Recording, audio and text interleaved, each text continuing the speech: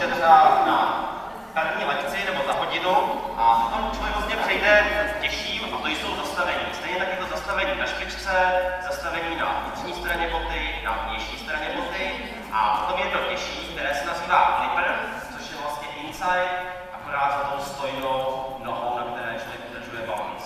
Tak to už je docela těžký. Následují obtáčení míčku. Míček můžeme otočit jednoduše, samozřejmě levá, pravá. Když si koukáte na Český národní fotbalový tým v televizi, tak tam levá, pravá neuvidíte, tady naštěstí jo. A stejně tak se dá pak otočit i bojitě. Chce to trochu cviku a jde to i pravá, levá, hezky. Takže tleskáme Milanovi. Dalším sportem, který jste měli možnost sledovat, bylo freestyle frisbee. Já to mám bratry Koštelovi, kteří jsou mistry Evropy z roku 2009, kde kluci vyhráli v Berlíně a vlastně základem freestyle frisbee je točení toho frisbeečka na nechtu.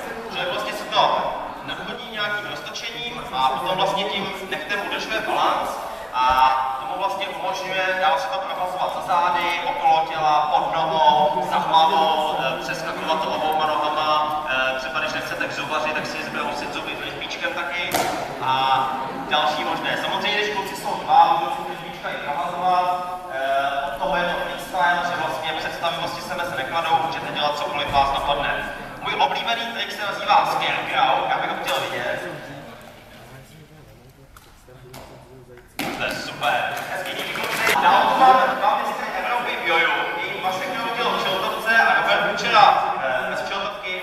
No a vlastně, jak to, že dokážou s tím jojem dělat takovýhle kousky, je to umožněný tím, že v tom joju je ložisko, který umožňuje jeho protáčení a díky tomu vlastně kluci můžou s tím jojem tvořit různý obrazce.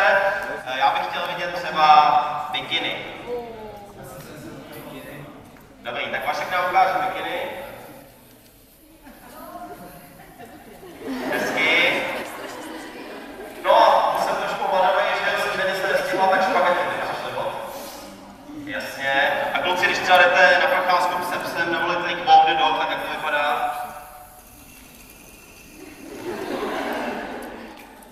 Tak to je super. Takže další mistři Evropy tady zatleskáme. Teď přichází za freestyle fotbal Lukaso, několikanásobný mistr republiky a mistr Evropy roku 2015. Což si budeme počkat, ale to nevadí. A základem ve freestyle fotbalu je udržet ten míč pochopitelně co nejdále před stopou, aby nespadl nějakým takovýmhle základním žonglováním, ale to fotbalce taky člověka omezí a začne fotbalový míč otáčet.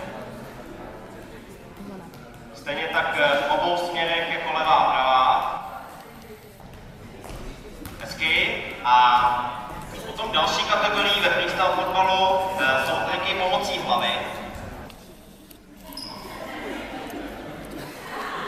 Přesně tak, ani pak nemusíte tahat rodiče do toho, tady, že když to umíte. A mojí oblíbenou kategorií jsou triky v sedě, neboli sit-downy, protože člověk třeba po obědě, že je jiný, nechce se mu moc sportovat, tak si takhle v klidu sedne a třeba u televize se to dá skvěle procvičovat tohleto. A teď bude následovat další můj oblíbený trik a tím je soul juggling, neboli balans na podrážce.